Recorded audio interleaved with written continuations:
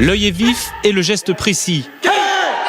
Ils ont découvert la discipline il y a 7 ans seulement, et à l'heure où leurs congénères préfèrent jouer à la belote ou faire du tricot, ces 7 papis et mamies pratiquent le karaté de manière intensive. Je canalise mon énergie. On se retrouve 2 à 3 fois par semaine pour s'entraîner, donc ça fait un bon groupe. On s'entend bien et c'est plaisant. Ça a commencé comme ça, on en avait 2 ou 3, on a commencé par la self-défense, il y en a eu de plus en plus, et puis finalement on s'est dit bon, on va leur faire du karaté. Et aujourd'hui, ils passent l'examen pour obtenir leur ceinture noire. Concentration et agressivité maximale.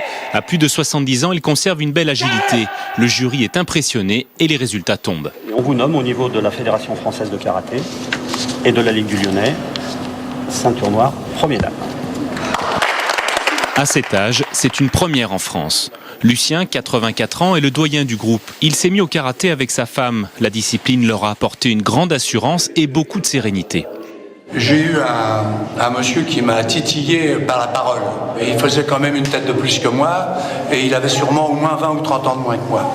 En réalité, pendant qu'il parlait, je le détaillais et je me suis dit, s'il fait n'importe quel geste, il n'en fera pas 2. Sur 2, ces papis karatékas veulent maintenant promouvoir leur discipline. Ils prévoient d'assurer des démonstrations dans des maisons de retraite.